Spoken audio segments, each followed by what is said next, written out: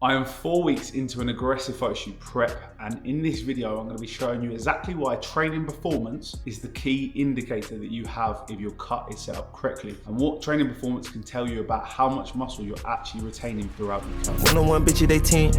One-on-one never again. One-on-one. When get the kick in the butter, I count it like hustle the money all in. Last week was by far the hardest week of the cut so far. Hunger was high, energy levels were in the fucking bin. But this week has been a lot better since we've had a refeed day. This week, everything's flipped. Energy levels are back up again. Hunger is much more manageable this week. Training performance is holding nicely in the gym, and the physique is really starting to show improvements now. So the refeed day I had was 3,700 calories, and this was a clean refead day. The purpose of that was to replenish a lot of my glycogen stores. There's a full video on my channel. If you haven't already watched that, I'll put the link below of this video so you can head over there. But the purpose behind that was replenishing my glycogen stores. It was dropping a bit of diet fatigue, and I'm using these strategically to help with maintaining my training performance. As a result, my scale weight did jump up a little bit, but now it's come back down, and we pretty much hit a new low this morning, which is always good to see. I'm gonna dig for an extra couple of days now before we take our next refeed day. The refeed didn't just benefit me in the gym though, it has actually benefited day-to-day life in terms of my walk's not feeling like I've got lead boots on anymore, better energy levels for work, and hunger's just that bit more manageable. So they're definitely a tool that you want to be utilizing in your cuts. But obviously today, for the context of the video, we're talking about training performance, and that is where you're going to see a massive benefit from using refeed days. The physique is changing week to week and pretty much day to day at the minute, and how I'm seeing it in the mirror and stuff like that, which is super promising. And this is where we want to be, because this isn't just about being in a deficit for a week period. I'm a massive advocate and I'm a massive believer. To be in a proper deficit, you need to see that continuity in the phase, and this is where a lot of lads go wrong. They don't get a clear run of having been in a deficit for 3-4 weeks, because Monday to Thursday, Monday to Friday, they're in a deficit. As soon as something comes up at the weekend and they use it as a reason to go off track with the calories, whether it's from booze, whether that's from shit quality food, you're not just putting yourself on a higher calorie set point for the week, but you're also disrupting that continuity and that compounding effect that you get from a deficit, which is what I believe is so crucial to seeing a lot of change in a short period of time, like my goal is here with the 8-week shoot prep. And when you dip in and when you dip out of that deficit, you're just resetting your body every time. Your body becomes increasingly more efficient at using body fat as a fat source the longer you're in that run at deficit. And that efficiency will compound over time, but only if you stay consistent long enough for your body to do its thing. And this is the part of the cut that I'm at now, and this is the part where the work really starts to show. But this is the part that a lot of lads also don't get to, because they can't string more than 2 or 3 weeks together consistently. The scale was around 91 kilos this morning, so that puts us about 2.4 kilos down. Obviously it would have been dropping further, but we had the refeed day and we saw a big spike in weight. So not really using the scale as accurately as we was before. Now we're introducing refeed days because it will put a little bit more variance in there. But we've also got to look at how I'm looking and how I'm feeling, and that is both improving, like I said, on a day-to-day, week-to-week basis. Here's something that people don't talk about when you are dieting. Everyone focuses so heavily on body weight, but what the scales tell you is simply your body's weight. They don't tell you what you're actually losing and what you're keeping. Are you losing body fat? Are you losing muscle mass? Those are completely different outcomes, and they have completely different effects on how good you're going to look at the end of your cut. Training performance is how you know which one is happening. It's pretty simple, to be honest. Muscle produces force. The more force you have, whether that's holding or going up, you know that you're getting stronger and you're putting on muscle mass. If your training performance is starting to dip off and tail off, there's a pretty good chance that you can be losing some muscle mass in the process if things aren't set up right. And this is where having a logbook and tracking your training sessions is an absolute fundamental, retaining as much muscle as possible when you're cutting. Let's face it, when you're cutting, what can happen? You can be pretty fucked, like I was last week, to be honest. Energy levels are in the bin. So you walk into the gym, you sit yourself down on your chest press and you go and hit a set. And what you think is a hard set, what you think is, you just absolutely sent it, it won't be the same as when you've got more food in you. You're letting your perceived exertion of that set be the measuring stick, which is no good, because facts don't care about feelings. If you have numbers and you've logged what you've been lifting for the last 8 weeks, you're going to start to see patterns and you're going to start to see trends in what you're lifting. There's one important caveat here, and this is a trap I see a lot of guys falling into. Don't change your form just to hit the numbers in your logbook. If your range of motion is shorter, if you are bouncing reps, if you aren't controlling the eccentrics as much anymore, if your form is just generally worse than last week, you aren't training at the same performance as last week, you're just adapting and changing the exercise just so you meet an arbitrary number in your logbook. That is not the same lift as it was the week before, and you are losing losing stimulus by doing that. So when you're tracking your numbers, make sure that you're tracking honest reps and not just the reps that your ego wants you to hit. That is a really important message. If I'm hitting the same numbers in week 1 of my cut that I am now in week 4, I've got a pretty good indication that I'm retaining my muscle mass. If the weight had been dropping week upon week upon week upon week of starting this deficit, I know that there's something up. And the areas that I'd look at is, what is my nutritional intake been like? What is my total training volume load like? Am I recovering from it? And is the deficit too aggressive for me, and do I need to reduce that rate of loss? Where I'm at right now, at 4 weeks into my photoshoot prep, my numbers are at least holding. There's a couple of exercises that are still increasing, mainly on my leg day to be honest, and there's maybe 1 or 2 that I've just had to drop that load ever so slightly to maintain good forms. Welcome back to CK's coffee shop. We've OG of the prep series, you would have seen this machine in action. You'll see some milk going in this today. Post black coffee. It's the weekend, we're going fucking mental. Can't see it from this side, but we've had our bloods done this morning as well. It wasn't hard for us to get a vein in there, obviously. So there'll be another video coming on this, showing me, talking me through my natural testosterone levels, the rest of my blood work, and my little experiment with Tonga Ali, the test booster. So if you haven't watched that, make sure you head back to my channel and find that on there.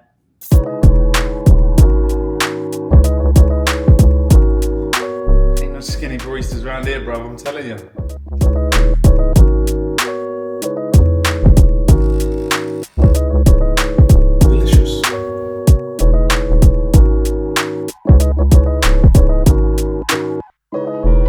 Back to our sunny walks in Dubai around the park this morning with our milky coffee on a Saturday for a little treat.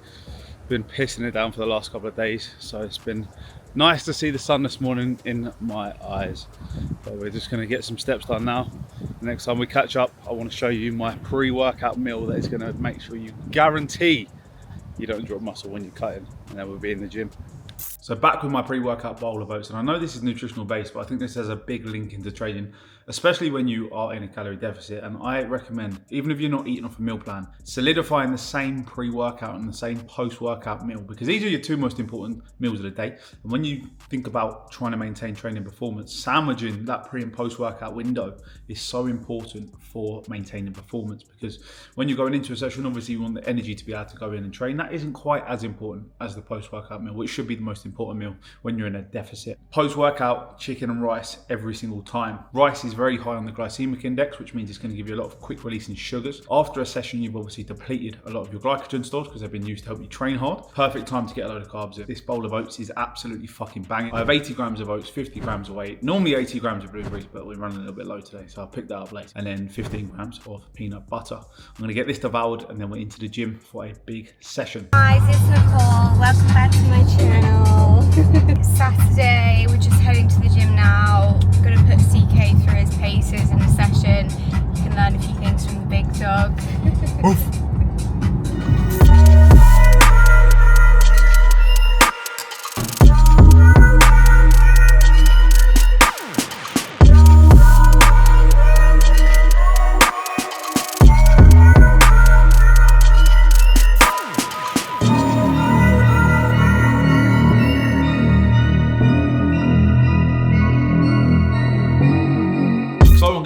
Breakdown of 3 exercises from my session and talk you through it. First up, we're going to be starting here on the incline chest press machine. This is a great machine, prime bit of kit. So you'll see as I lay down onto the machine, I'm pulling back my shoulder blades, and this is something not a lot of guys do. And the problem with that is if you don't do that, your shoulders are going to be protruding your chest a lot more than you'd like to. So your front delt is going to get activated a lot more than your chest, and that is not what we want. That is how you build a really strong front delt and your chest lags. And this happened to me for years. I see it all the time, guys. I'm blowing up my rib cage, so that's going to help me get into the lengthened position more at the start of each rep there. Big stretch in the chest, and then I'm driving up, and as I'm pressing, I'm trying to drive my biceps together as I press. This machine actually converges, which is really nice. If you're on a Smith machine or something like that, obviously it won't, but you can still imagine you're trying to drive those biceps together to really shorten the pec. Pause at the top of each rep, pause at the bottom of each rep, so there's no momentum and there's no bounce in between each set. And of course, you need to be taking every set to complete failure. You can see from my last rep, there is nothing left in the tank here, and this is what what is going to help you retain muscle in a cut. Next up, we have a lat pull down, and this is again one of the most butchered exercises I see in the gym. Too much swinging, hands too wide. The wider you have your hands, unfortunately, does not mean the wider back you're going to grow. If only it was that way. But lifting straps on here is a non-negotiable in any pulling movement. Two reasons for this. The first reason being your grip is just going to let you down. You're not going to be able to take it all the way to failure. And then second of all, it allows you to treat your hands just as hooks.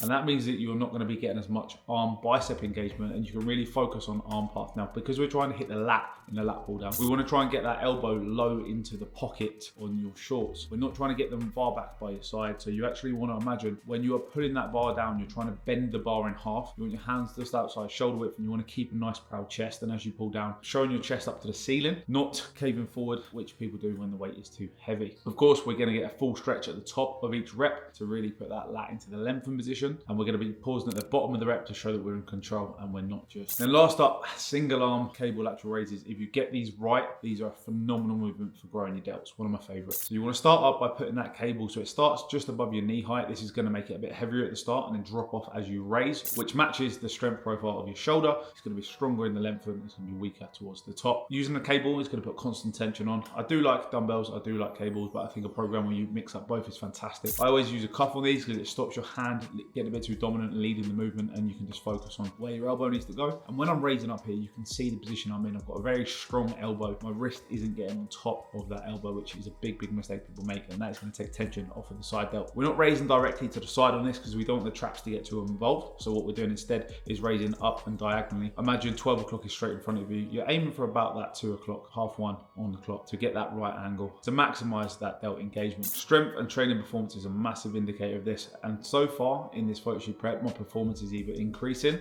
or holding on a few little exercises. Push is always the first thing for me to go. So guess where we're going to be putting calories on refeed days. We're going to be using them on push days where possible. So how do you set up your nutrition to put you in a deficit while still protecting muscle when you're on a cut? The first thing you want to be talking about, and it's the obvious one, is protein intake. Protein's obviously a non-negotiable. It's going to be the building block for tissue. It's actually going to help drive a little bit more expenditure as well in your diet, burning calories with the thermic effect of food. We're not talking too much about that in this video because it's training related. I'm currently hitting about 270, 280 grams of protein, weighing in around 91 kilos body weight, nearly 3 grams per kilo of body weight. You look at a lot of big dudes, they're eating a lot of protein. So I think minimum you want to be looking at is 2 grams per kilo of body weight. I like to even push that further. It's hard to eat a diet that's high in protein and shit quality. So immediately you're going to make your food sources better. Next thing you want to be looking at is your deficit size and time. Now, this is obviously going to depend on your starting point. The more body fat you got to lose, obviously the longer you're going to have to go. But how do you work that out? How do you work out how long to give yourself? This is all going to come down to your rate of loss that you need to hit to get into shape. Looking at where I'm at, I knew that starting at about 93 kilos, I was going to have between 4 to 5 kilos to lose because I've been in photoshoot shape before. I've got a reference point. I've got a marker in the sand. A lot of guys don't have that. So I'm roughly sitting in about 600 to 800 calorie deficit per day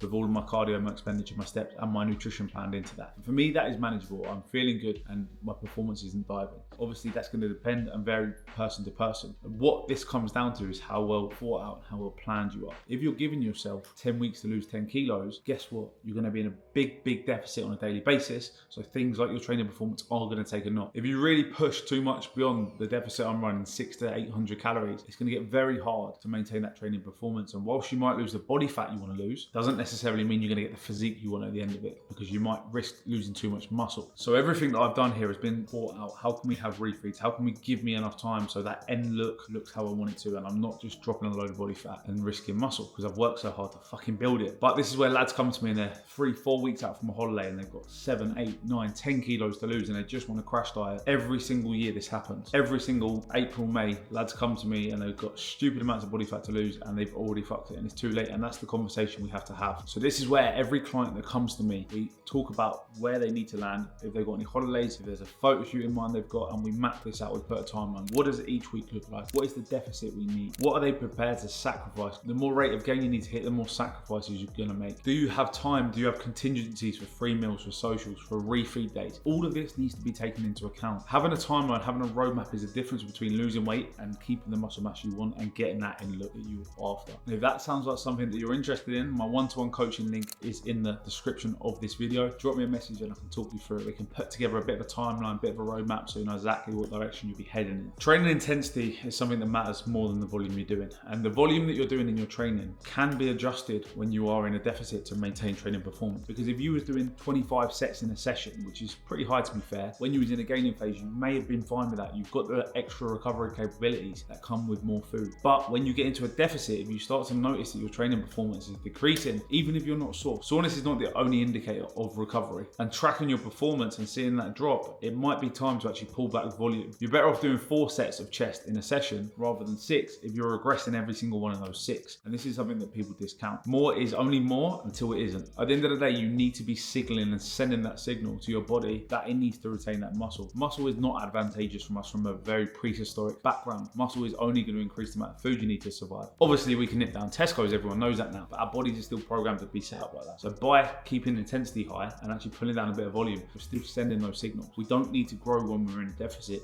We need to hold the muscle you've built in your gaining phases. And then using refeeds as a tool. They aren't just a psychological break from dieting. At the end of the day, if you need to get the job done, you need to get the job done, and you're going to have to push on. But there's actually reason we use them for way more than just to stop you being a bit hungry. They are a performance tool. They are the direct reason I feel a lot better this week than I did last week. But you need to be programming them deliberately. You need to be using them at the right time and not emotionally when you just feel like it. I'm going to overlay some post-workout shots that I've got from today's session so you can see where the physique is at with a bit more blood flow, with a bit more pump in it. My strengths are all holding nicely. I've got a lot of fullness now off the back of having that refeed last week. I'm really happy with how the look is coming together, I'll be honest. My waist is starting to get a lot tighter now. Starting to see my obliques come in. Happy with that. Starting to see a bit more separation come through the arms, the delts, more vascular in the forearms, especially in the biceps. Obviously in the back shot we can see here, the separation, especially coming in my lower lats, which for me, my back is always going to be leaner than my front. It's just how my genetics are, and this is going to vary for everyone. But my back is pretty much ready. I'm really happy with how my back's holding out. Just need the front to catch up a little bit. Still that bit more to come off on the midsection and we'll be good to go. And we're in shoot shape. 4 weeks in, a big 4 weeks of fat loss left, and there's definitely going to be a bit more change coming in the next 4 weeks than there has been in the last 4 weeks. I always compare it to the toilet roll analogy. As you get to the last couple rolls on that toilet roll, boy, they disappear quick. And it's the same when it comes to body fat, especially when you're getting into the single digits. But all in all, the plan is working just how we want it to. Coming up to week 5, we've got a big video coming next week, and it's all going to be about the mindset of cutting, because this period in between is a little bit no man's land. We're still quite far away from the shoot. We've been in the diet, and that diet fatigue is starting to build. The social pressures are starting to build, and I'm going to be talking through exactly how I manage that and stuff you can take away and what you can implement to help drive you through your cuts. I'll be completely honest and transparent with you guys about where I'm at in that video, and I'll be showing you the real deal of what it actually takes to get that lean, not just what YouTube wants to see. It's so easy when you're in that no man's land to start bending the rules and actually start self-sabotaging, and this is a big mistake a lot of people make. Little bits of this here and there now, they've been good for this amount of time, they feel like they need the reward because they're seeing the improvements in their physique. Very quickly, progress stops and you fall off track. So that's going to be live next week. Make sure you stay in tune for that. Over 50% of you guys are not subscribed to the channel. If you're not subscribed, hit that fucking subscribe button. We've got some good videos coming. Testing my natural testosterone levels. That will be a video up in the next week, and also prep week 5. Follow along for the whole series. But once again, thank you for watching, and I look forward to seeing you in the next one.